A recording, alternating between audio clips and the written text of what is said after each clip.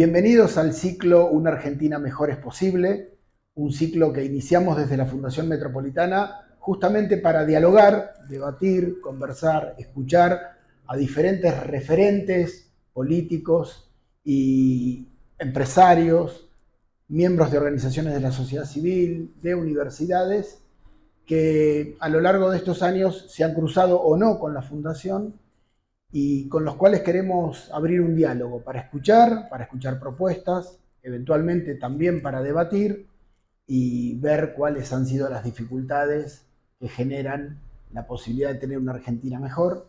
En el caso de nuestro entrevistado de hoy es Fabián Ruocco, del CEDIAT, además es un amigo, es fundador y presidente de este centro de estudios que tiene una larga trayectoria de trabajo y además una hermandad con nuestra fundación. Así que bienvenido, Fabián, muchísimas gracias por estar. En el día de hoy queremos charlar un poquito con vos, Fabián. Primero, que nos cuentes de vos. Nos interesa saber o que el público sepa, mejor dicho, porque nosotros ya sabemos, parte de tu trayectoria, parte de tu recorrido, te diría casi desde que eras joven, adolescente, hasta llegar al CEDIAT a trabajar fuertemente, incidiendo en políticas públicas en toda la Argentina en general. Y posteriormente sí, contar un poquitito sobre el CEDIAT. Y bueno, y ahí generemos el diálogo. Dale. Es una de las primeras entrevistas, razón por la cual tenemos que acomodarnos a esta dinámica, pero bueno, con la confianza y la honestidad de decir que estamos aprendiendo en este camino, te damos la bienvenida, te agradecemos y fundamentalmente te escuchamos. Bueno, gracias. Vos sabés que nosotros con la Fundación Metropolitana siempre estamos dispuestos a hacer sinergia y me parece que esta presencia de la Fundación también, de visibilizar el trabajo de la Fundación en las redes, es un momento oportuno. Cuando me mandaste el WhatsApp explicándome cómo se va a llamar este ciclo, ¿es posible una Argentina mejor? Yo no sabía si era un interrogante o si era una consigna. Y las dos cosas, ¿no? Creo que las dos cosas. El ciclo tiene tanto una impronta de consigna, una Argentina posible es mejor, una Argentina mejor es posible, o también el interrogante, si es posible una Argentina mejor. Mi familia, mi origen familiar lo dice mi apellido lo vende, es Ruocco por parte de papá y Gianmateo por lado de mamá. Inmigrantes, abuelos, bisabuelos, el Ruocco es un tatarabuelo y mi abuelo paterno, inmigrantes de Italia. Y ellos sí creyeron que una Argentina mejor era posible. De hecho, vinieron sin nada, ¿no? Venían en el Vapore, los famosos Vapore que eran meses y meses de viajes y no sabían si llegaban, si no llegaban, ¿no? Entonces hay toda una impronta en mi familia, también con mis hijos, pero digo mis hermanos, mis primos, mis tíos, mis abuelos, de arremangarse y laburar, ¿no? Esta es la historia, ¿no? Como todos italianos, llegaron a la Argentina, alguno agarró el pico y la pala y se hicieron albañiles, otros agarraron el comercio, ponían una verdulería, una carnicería, un almacén, ¿no? Y de repente tenés familias, los Gianmateo, mis abuelos tuvieron 7 hijos, ¿no? Y los Ruocco tuvieron 4, pero vienen de una familia de 8. Entonces son estas cosas que vos decís, wow. Y todos trabajadores se acriollaron, después se fueron casando con criollas. Bueno, la historia argentina, ¿no? Borges decía que descienden de los barcos, otros descienden de los trenes, otros van hacia el interior, digamos, bueno, es toda esta mezcla. Clase media, hijo de comerciantes, barrio de Pompeya, nací en Pompeya, en Cruz y Centenera. Siempre vi a mis padres laburar, a mi madre también, mis abuelos, todos, y siempre vi que ellos apostaban a nosotros a que no pasáramos por la que ellos pasaron, ¿no? Ni ellos ni los antepasados. Entonces, ir a la escuela era un eje transversal. Yo empecé yendo al colegio Bernasconi, que queda por Parque Patricios, y después me trasladaron al colegio Calasanz, Avenida de la Plata y Directorio, y ellos sabían que la educación o la escuela nos iba a dar algo a nosotros que ellos no podían darnos. Ellos nos daban la escuela como lugar de esperanza y de camino, y era el esfuerzo, ¿no? Después de pagar la cuota o de tener el guardapolvo, tener los útiles, ¿no? Se apostaba mucho a la escuela, ¿no? Mis padres hicieron mucho sacrificio, termino, yo después sigo estudiando, pero antes de estudiar me toca la situación de Malvinas.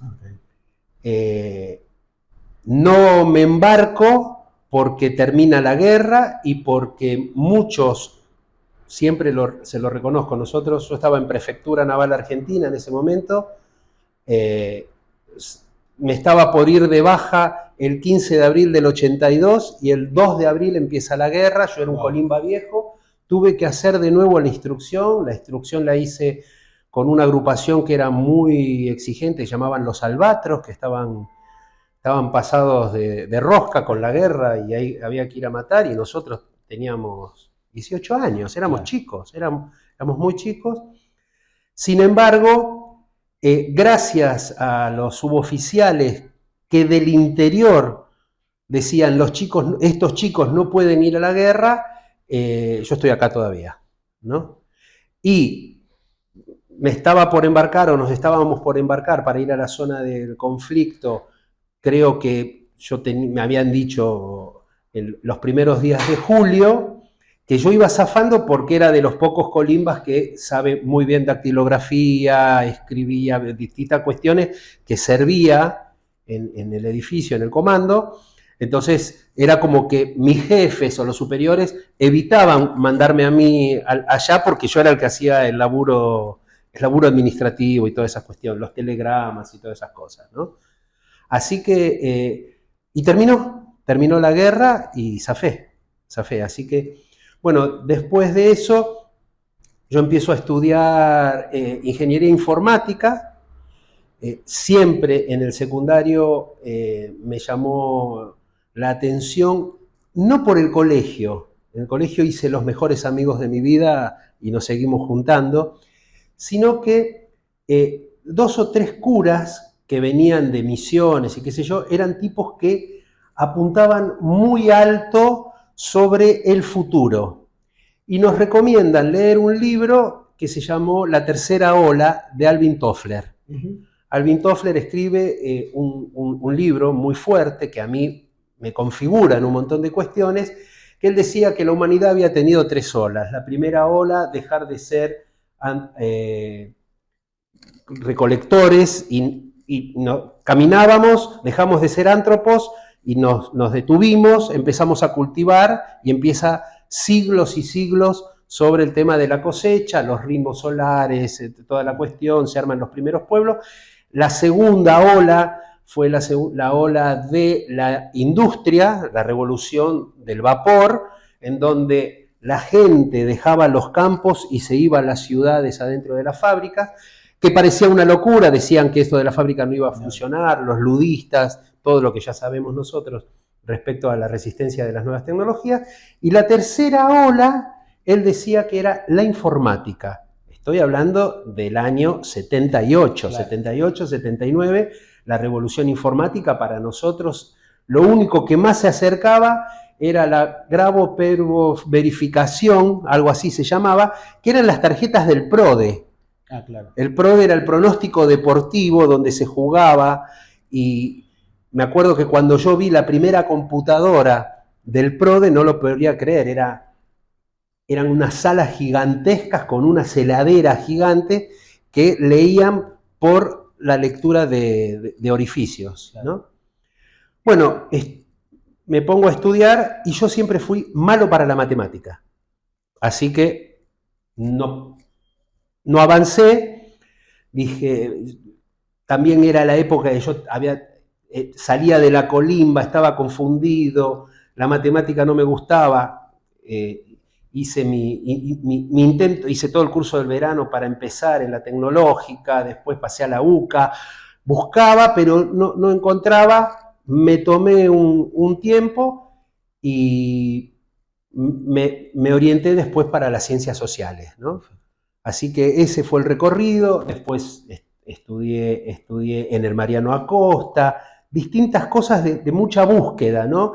Éramos una generación que recién volvía a la democracia, ¿no? Yo digo siempre, somos la generación 83. Yo soy del 63, claro. Pero en el 83 el retorno a la democracia, ¿no? Con mucha ignorancia, yo saludo y la verdad bendigo a Dios y a la democracia de estos tiempos, a pesar de todas las dificultades y lo complejo y lo que sea, porque mis hijos y ahora mis nietas entienden lo que es la democracia, se puede participar, se puede votar. Yo no sabía lo que era el Estado. Así se los digo. Para mí el Estado era la boleta de alumbrado, barrido y limpieza. No había otra cosa. No había otra cosa. El Estado era eso. Ahí me la dejás para parte. Te la dejo picando. Para parte de lo que queremos conversar, también vinculado con el CEDIAT. Nos interesa mucho la historia de nuestros entrevistados. Pusimos el énfasis en eso porque también ratifica esa perspectiva simbólica de una Argentina mejor es posible, integrada, ascendiendo socialmente. Y hay miles de evidencias de hijos de clase media ocupando lugares, trabajando, militando. Bueno, y las distintas historias de nuestros entrevistados van a ir mostrando eso. Pero queríamos poner un foco sobre la persona y el correlato con lo que a veces a favor y a veces en contra la historia argentina nos fue dando. Pero dijiste algo clave, que es, yo no sabía de qué se trataba el Estado, y haciendo el search para la entrevista veo una nota de mucho suceso que ahora nos vas a contar cuándo fue escrita, diciendo, pero no para agraviar a nadie, todo lo contrario, sino marcando una evidencia sobre el Estado argentino está atrasado o atrasa 20 años, ¿no? Siempre a veces los periodistas deben titular para llamar la atención, pero bueno, ahí entra una cuestión que nos interesa mirar sobre tu rol profesional desde el CEDIAT como una unidad de vinculación tecnológica y la relación con el Estado, ¿sí? Independientemente de quién esté a cargo de gestionar el Estado, ¿no? Que es lo que nosotros decimos desde la Fundación. Entendido. Nosotros pensamos la perspectiva metropolitana, entendido. No importa quiénes sean los interlocutores, entendido. Nosotros debemos trabajar en esa perspectiva. Así que ahora, en esta segunda parte de la nota, contanos un poquitito del CEDIAT, de cómo lo viste. Perfecto. Dejemos para un poquito más adelante lo de la inteligencia artificial. Pero sí. Vamos ahí, porque bueno, creo que ahí hacemos un salto cuántico. Yo me recibo y trabajo en el sector privado durante muchos años hasta me caso. En el medio me casé, tuve chicos, tengo 3 hijos, estoy casado hace 40 y pico de años. Y en el año 1994 alguien me dice, che, ¿nos podés dar una mano en un organismo que se está fundando, qué sé yo? Yo venía del palo de la comunicación, en ese momento de las agencias de publicidad y comunicación institucional. Y entonces digo, sí, me dice, mira, es por un mes. Entonces yo dije, qué bien, en un mes, como yo laburaba freelance también, qué sé yo, digo, yo con un mes me pago las vacaciones con los chicos y la familia en Mar del Plata. Bueno, me quedé más de 5 o 6 años ahí, ¿no? Y ahí... ¿Cuál era ese organismo? La Defensoría del Pueblo de la Nación, artículo 86 de la Constitución Nacional, ¿no? se había incorporado y se le había dado jerarquía constitucional al ombudsman y se incorpora en la Constitución del 94 y es la primera institución que se funda, el doctor Jorge Luis Mayorano, no me olvido más, un intelectual brillante y una muy buena persona que le puso toda una impronta personal y como era muy perfeccionista, había que corregir cada pieza que saliera de cualquiera de las actuaciones a la prensa o a la calle, tenía que estar auditada por expertos. Y el tema es que yo ahí aprendí y entendí qué era el Estado. Tiempo después, ya con esta experiencia de la Defensoría del Pueblo, que es una experiencia transversal en todas las sectoriales institucionales, porque una de las cosas que defiende al ciudadano son detectar las disfuncionalidades administrativas del Estado aparato, no del gobierno de turno, del Estado aparato.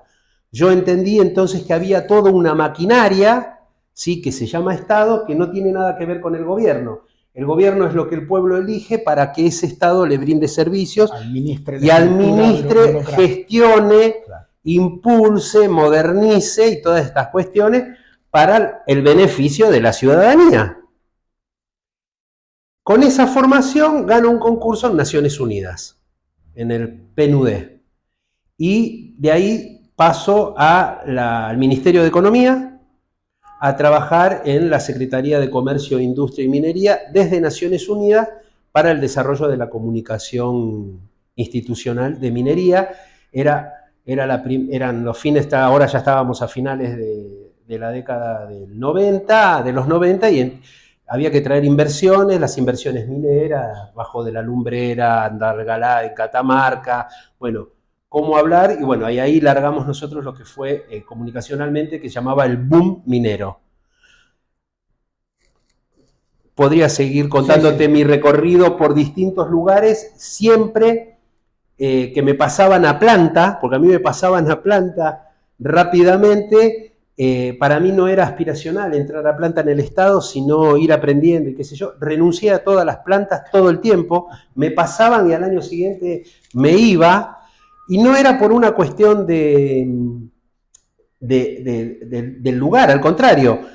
Tuve tantos amigos, imagínate, yo empiezo en el 94 hasta el 2004, 2005 que fundo el CEDIAT. Todas esas camadas después están en los distintos partidos y son políticos, claro, porque éramos todos los jóvenes y mandos medios de determinados proyectos internacionales, financiamiento nacional, internacional, provinciales, ministerios y en distintos lugares, pero en donde yo veía que había determinadas dificultades que se podían solucionar desde otro lado, ¿no? Es ahí cuando llevo una propuesta de gestionar a una universidad, que era la tecnológica, porque tenía conocidos ahí, y armamos el programa de gestión institucional de organismos nacionales, municipales y provinciales. Algo que no funcionó mucho, pero yo dije, porque yo no estaba en la política universitaria, entonces dije, no, acá hay que armar algo más fuerte, más sólido, desde la sociedad civil. Y ahí armamos esta asociación con un grupo de distintas universidades, con gente que había trabajado en el Estado, y armamos este centro, que es un centro muy dinámico, bien, multipropósito, y que se basa en una ley, que es la 23877, que se llama vinculación tecnológica, ¿no? La vinculación tecnológica está basada en un concepto, yo te digo el concepto y después te digo cómo lo aterrizamos. En un concepto de Sábato, cuando Sábato habla de que el eje del motor en la Argentina es una hélice.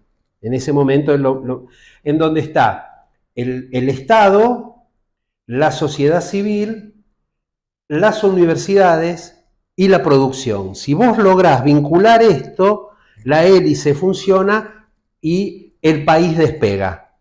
Esta era la cuestión. Entonces yo decía, y le decía al grupo de conocidos, pero nosotros tenemos gente en las cuatro puntas, hagamos la hélice. Aunque sea chiquita, hagamos esta hélice, y la hicimos. La hicimos, la fundamos y logramos sacar la matrícula de VT, ¿no? Que es una matrícula muy importante, la tiene el CONICET y la tienen otras instituciones, el Foro de Ciencia y Tecnología, Innovate, CIDETER en el interior del país. Y entonces, ya siendo VT, vos lo que hacías, y acá te lo voy a tomar porque yo también, vos sabés que nosotros hacemos centro en la persona fuertemente, porque no era la tecnología, no era comprar computadoras a una organización y que se arreglen. Claro. No, es la vinculación con la persona o con la otra organización. Una vez que estableces el vínculo, acercás la tecnología a la cultura organizacional, ayudás a que se mejore, a que funcione, ya sea una pyme o sea un ministerio. Claro. No, ya sea una empresa grande o una empresa chica. La nota hacía referencia a que el Estado todavía no había incorporado esta concepción de la tecnología para el desarrollo. Lo que además para la nota que me citaste antes. Sistematizar procesos y sistematizar. Exactamente. Porque la tecnología en definitiva es una herramienta que la tenemos a disposición, pero como en muchos otros temas, al Estado le llega un poquitito más tarde. En eso ustedes han sido un motor para poder desarrollar. Sí, mira, te cuento cosas. Nosotros venimos trabajando hace mucho tiempo en digitalización. Empezamos en el año 2008. En el año 2008, en la que era la vieja CCN, empezamos a digitalizar los expedientes. Gracias a ese desarrollo desde el 2008, en el 2024 fundamos el Instituto Argentino de Inteligencia Artificial. Hoy es un faro para el país y es un faro para la región. Y no me quiero agrandar porque no soy de... Inaria. Después podemos hablar de eso. Después podemos hacia el cierre. Porque es el horizonte, es el futuro. Entonces, pero no es que Inaria surge de la nada, como tampoco el CEDIAT surge de la nada. Surge de las experiencias personales del talento argentino. Cuando nosotros fundamos CEDIAT, una de las características y uno de los objetivos internos de la primera comisión directiva fue sacar a los ingenieros de los taxis. Eran choferes de taxis. Nuestros mejores ingenieros nucleares, civiles, industriales y ambientales eran taxistas en el 2005. Bueno, nosotros hemos sacado, con la mano en el corazón, muy fuerte, a más de 1000 ingenieros que fueron taxistas y volvieron a la profesión a través de proyectos de vinculación tecnológica. Y eso los hizo muy fuertes, pero muy fuertes porque no solamente alimentaba la expectativa nuestra de decir, es por acá, sino que volvía a la vida a un montón de gente que estaba muerta en vida. Y Sábato, yo soy un apasionado de Jorge Sábato, Sábato decía, tenemos que dejar de exportar materia gris. No puede ser que lo único que exportemos nos sean vacas y materia gris. Bueno, cada tanto nos vuelven a pasar estas cosas, cualquier similitud con el momento actual, pero digo, también me parece que tiene que ver con el enfoque del ciclo, con la pregunta, con nuestra historia, pero bueno, volviendo a ese momento. Volviendo a ese momento, el CEDIAT se transformó en, voy a utilizar una metáfora bíblica, levadura en la masa. No somos el Estado, claro. No somos una masa gigante, somos levadura. Si la sabés aprovechar, cobra volumen, ¿no? Y de hecho, iba a contar una anécdota. Nosotros trabajamos mucho en digitalización. No sabíamos que iba a venir la pandemia. Pero gracias al trabajo de digitalización, las herramientas desde el Estado que funcionaron en tiempo de pandemia era porque se había hecho toda una digitalización previa. El caso del Ministerio de Trabajo. Todos los ciclos lo habíamos digitalizado. Entonces, durante el 16, el 17, el 18 y el 19 fue un trabajo chino, no solo de CEDIAT, también de la gente del ministerio. Porque una consigna es clarísima en nuestra asociación. No ingresamos al Estado, no vamos por un contratito, no nos interesa. Nosotros entramos y salimos, atendemos la demanda local con gente local, empujamos a que arranque y nos retiramos. Yo creo, perdón, que ahí está el paralelo en organizaciones hermanas como la nuestra. Nosotros creemos en el Estado, claro que sí. Creemos en la política. Somos organizaciones políticas, no partidarias, pero somos organizaciones políticas porque trabajamos, ¿sí?, desde un sector. Tal cual, que es la sociedad civil. Para incidir, porque en definitiva hay un sueño colectivo. Que esto mejore, que nos vaya bien a todos. Estamos acá. Estamos acá. Estamos en Argentina. No nos fuimos del país. Claro. ¿Nos podríamos haber ido? Sí que nos podríamos haber ido. Tenemos familiares y amigos en el exterior. Sin embargo, seguimos apostando acá. Yo amo mi país. Es más, tuve discusión con alguna de mis hijas en algún momento porque querían que yo tuviera la ciudadanía italiana. La tiene mi hermana, la tiene mi madre, la tiene... Y yo les dije, yo soy argentino. Y como argentino quiero entrar a distintos países del mundo. Una de mis hijas se casó con un norteamericano a Estados Unidos. Mis nietas son argentinas y americanas. Yo hago la cola de los argentinos cuando voy a ver a la familia. Yo soy argentino. Y bueno, hay países donde no podés entrar. No voy. No me interesa, no voy. Amo la Argentina y dentro de la Argentina amo la Patagonia. Soy defensor de la Patagonia y vivo entre Patagonia y Buenos Aires. Así que, mira, muy bien. Me parece que... Hoy la Patagonia vuelve a ser una oportunidad. Vuelve a ser una gran oportunidad. Hacía referencia hace un ratito a la inteligencia artificial. No, pero antes de la inteligencia artificial, a la lumbrera. La lumbrera, sí. Digo, somos un país en eso, definitivamente rico en recursos naturales, en recursos humanos. Nosotros, desde la Fundación, siempre decimos que somos como optimistas consuetudinarios. Claro. Si bien está la pregunta, para nosotros es una afirmación. ¿Es posible una Argentina mejor? Sí. Contanos un poquitito el trabajo de Inaria, esto que se viene de la inteligencia artificial. Yo soy de profesión sociólogo y siempre digo que miramos el presente con las categorías del pasado, que son las que nos formatearon y en las que aprendimos y desarrollamos nuestra profesión, cada uno su know-how específico. Pero en definitiva, nos formamos con categorías del pasado e interactuamos hoy con el presente. Me parece que es momento también de empezar a mirar hacia el futuro, porque definitivamente viene más rápido de lo que uno... Sí, el futuro acontece, acontece todos los días, digamos, ¿no? Esto es una cosa así muy fuerte. Cuando yo tenía 11 años, mi abuelo materno me regala un libro, que es el único libro que conservo de él, que se llama Un curioso entretenido, ¿no? Y lo tengo en mi biblioteca, deshojado, todo, pero otros libros he regalado, me gusta mucho la lectura, mi familia es de lectores también, entonces, pero ese libro lo sigo teniendo, ¿no? Porque me parece que mis abuelos vieron que yo era un chico curioso, ¿no? Y son esas cosas que te quedan acá, ¿no? O acá, ¿no?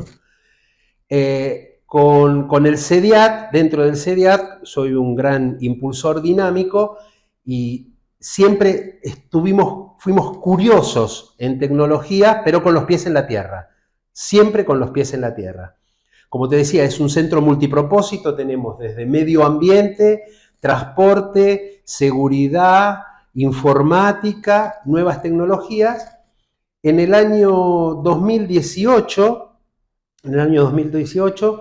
el CEDIAT aplica en la ANCHAM un viaje para ir a Silicon Valley. Vamos a Silicon Valley a recorrer la trastienda de las empresas tecnológicas. Y ahí me encuentro por primera vez fuertemente con el proyecto Watson de IBM. Sí. Estoy hablando año 2018 y quedo impactado. Me comió la cabeza. Desde el 2018 que vengo insistiendo a la comisión directiva o a distintos lugares, a distintas... El futuro es por acá, tenemos que ir por acá. No conseguía consensos, esto te lo tengo que decir, no conseguía consensos, porque, claro, a medida que va pasando el tiempo, hay cosas crónicas en nuestro país, como las crisis. Entonces, nada, cuando no alcanza, no alcanza. Entonces la sábana es corta y los amigos y las organizaciones amigas tenemos que ir acá.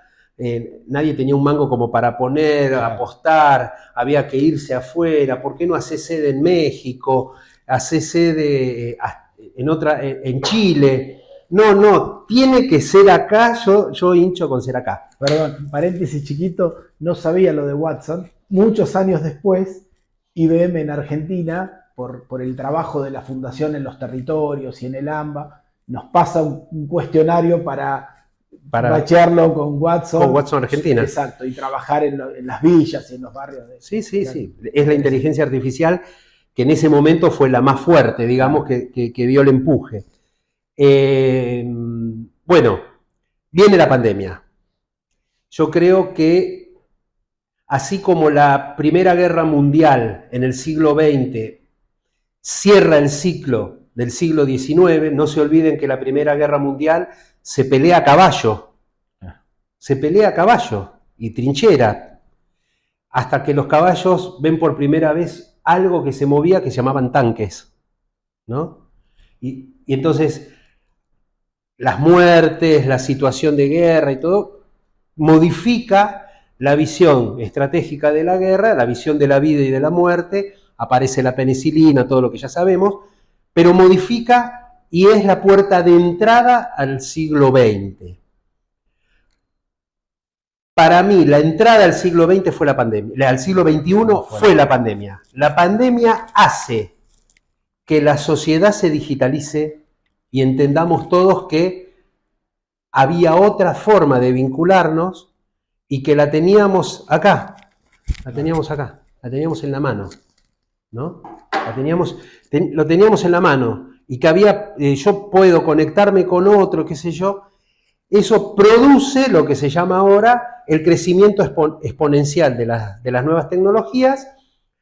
Algunos servicios empiezan a funcionar, si bien sabemos que en el 2012 es la fecha del like o no like, que es donde se empieza a hacer la recolección de datos de la humanidad para entrenar inteligencia artificial, el despegue se da con la digitalización en la pandemia. En el medio de la pandemia, junto con otras instituciones de la sociedad civil, fundamos Vintecar 4.0, Vinculación Tecnológica Argentina 4.0.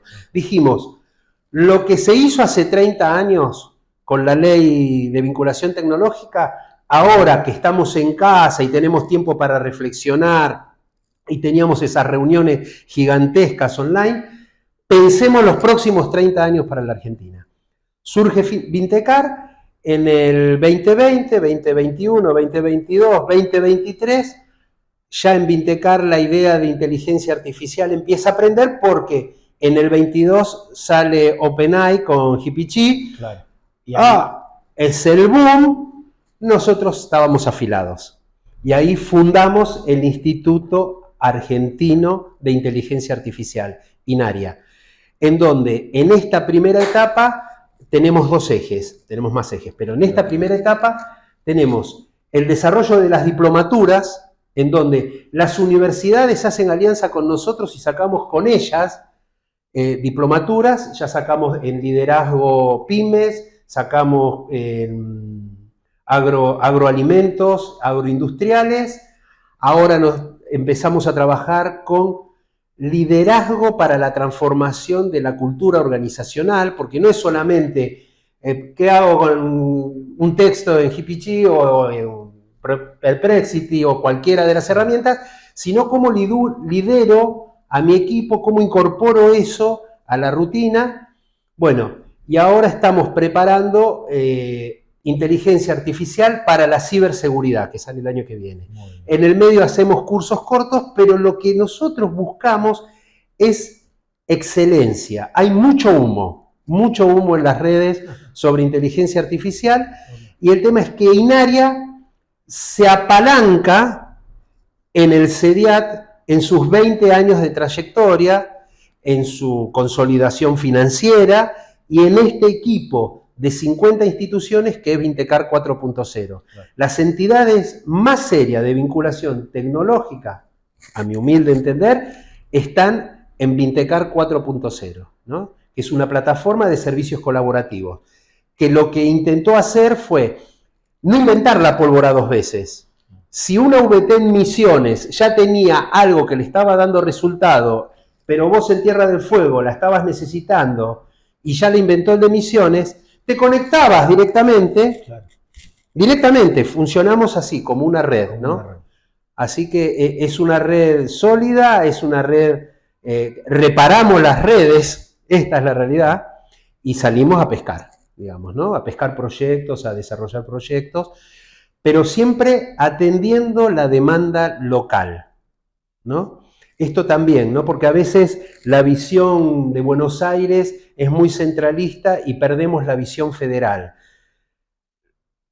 Frente a esa pérdida de la visión federal, es como que somos miopes de lo que nos pasa en el resto del país, lanzamos el premio a la inteligencia artificial. El premio a la inteligencia artificial, ¿por qué? Porque una vez que lo ofreces, empiezan a llegar grupos de trabajo desde Patagonia, desde Salta, desde Tucumán, desde Córdoba, Santiago del Estero, gente que está trabajando en proyectos que son realmente chapó, talento humano no sobra el talento humano en Argentina, hay una, como digo yo, hay una sobrecalificación argentina para determinadas cuestiones que después lo que le falta es el aterrizaje, claro, en su localidad, en su provincia, y entonces ahí es cuando se nos produce la emigración, ¿no? Claro.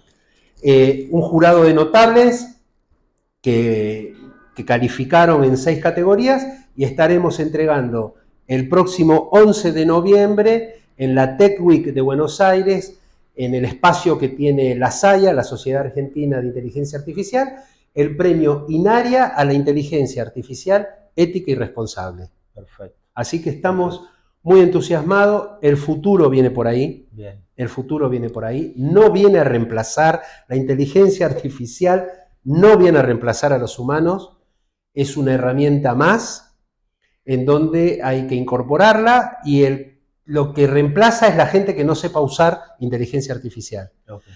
Llevándolo a nuestra generación, eran esos puestos que vos no aplicabas porque no sabías inglés. Claro. Después vos no aplicabas a determinados puestos si no manejabas el paquete de Microsoft. Claro. Bueno, si las próximas generaciones, pero ahí estoy hablando de un año y medio, si no tenés no solamente manejo certificado por instituciones como Inaria, claro, de tu buena administración o gestión de la inteligencia artificial, no vas a aplicar un montón de puestos. No se trata solamente de que 2 chicos en un departamento, en un garage, te dan el curso por YouTube. No estamos hablando de eso. Claro. ¿No? ¿Por qué? Porque también hay otra cuestión que tenemos que entender. Muchas veces los chicos se quedan a mitad de camino y se transforman, como decimos nosotros, en peones informáticos de otros proyectos exteriores. Claro. Y no pueden llegar a desarrollar in-house sus propias cuestiones.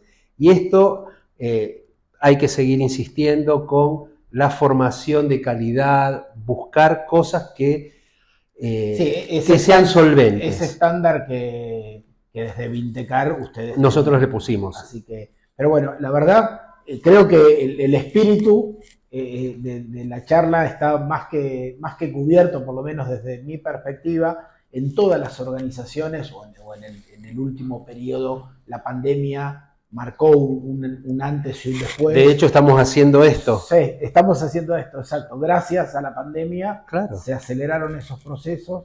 En el caso de la fundación también, para hacer explícito esto de cómo es la forma de trabajo de la fundación, esta fue una organización que surgió inicialmente pensando la falta de institucionalidad para el AMBA, por eso nos llamamos Fundación Metropolitana, Sí, sí, claro. porque el área metropolitana de Buenos Aires es el área metropolitana más grande de la Argentina, pero no la única, y desde hace mucho tiempo, ¿sí?, hemos tomado la decisión institucional de ir más allá del AMBA, Correcto. a trabajar en las ciudades, y este concepto de localización, ¿no?, que Sí. mezcla lo global con la mirada y la perspectiva local. Total. Yo en nombre de la Fundación y de este ciclo te súper agradezco, me parece que das las líneas para lo que estábamos buscando. A veces desde la Fundación decimos que la Argentina está hiperdiagnosticada y subejecutada. Sí. Creo que ustedes, el CEDIAC, Vintecar, INARIA, contribuyen, que es la misma expectativa que tiene la Fundación, en poder ejecutar, ¿sí?, algunas de estas cuestiones que ya han sido diagnosticadas y que tanto necesitamos en la Argentina para vivir definitivamente en un país mejor, porque el potencial lo tenemos. Así que para cerrar, te doy la última. Mirá, me disparaste 20.000 cosas, ¿no? Pero yo admiro a la Fundación Metropolitana y todo su trabajo de inclusión que desarrolla desde el pensamiento y la realidad en los distintos lugares donde la Fundación se mueve. Particularmente apuntando también siempre, los equipos técnicos de ustedes siempre fueron jóvenes, como los que están acá ahora en este momento, que empujan, que llevan adelante las cosas. Creo que están haciendo un gran aporte a lo que se viene en Smart City, es lo que nosotros colaboramos también con ustedes, siempre me interesa y nos interesa hacer sinergia, pero particularmente yo rescato de ustedes como fundación la importancia de la persona. Por eso creo que me animé a venir y decir, sí, vamos a contar algo, ¿viste? Yo soy muy retraído con mi vida privada. Yeah. Sí, no tengo redes, no participo en las redes, no tengo LinkedIn, no me interesa porque mi vida privada es muy privada. Pero hoy me animé a contar algo porque valoro mucho esto que ustedes hacen siempre en el centro de la persona, los encuentros que generan, esta dinámica de trabajar colaborativamente, ¿no?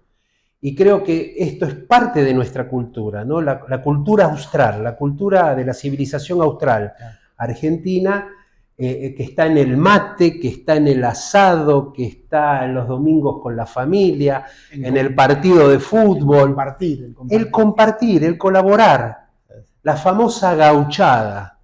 ¿Me haces una gauchada? A nosotros, y como te habrá pasado a vos, firmás un convenio con una empresa o con una institución y el ítem 1 dice esto, el ítem 2 dice esto, el ítem 3, y cuando ves al final de trabajo dices, pero hice 10 cosas que no estaban en el convenio, pero bueno, necesitaban eso. Además de las 10 cosas que no estaban en el convenio, construir una relación ahí está. Con el otro, porque además ahí está. En épocas en donde a veces, para cuando nos toca entrevistar a políticos, ¿no?, la política ha sido tan expuesta y tan, de alguna manera, vilipendiada. Yo creo que el político es un ser humano que se comprometió. Pero totalmente. Y nosotros queremos y respetamos de todos los lados de las grietas a una infinidad de políticos. Más, estamos parados acá arriba de las piedras que nos han tirado.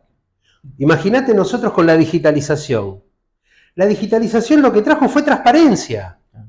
Y entonces en el buroducto, en los distintos intereses de llevar un expediente para acá o el expediente, se terminó eso. Entonces éramos culpables con el gobierno de turno. Después el gobierno de turno pasó, y la informática siguió avanzando y la tecnología también. Si nos hubiéramos detenido a devolver cada una de las piedras, no hubiéramos hecho nada. Con todas las piedras lo que hicimos fue una plataforma, nos subimos arriba de las piedras y seguimos construyendo. Perfecto. Ideas en acción. Lo nuestro es esto, ideas, tiene que haber ideas, pero llevarla a lo concreto.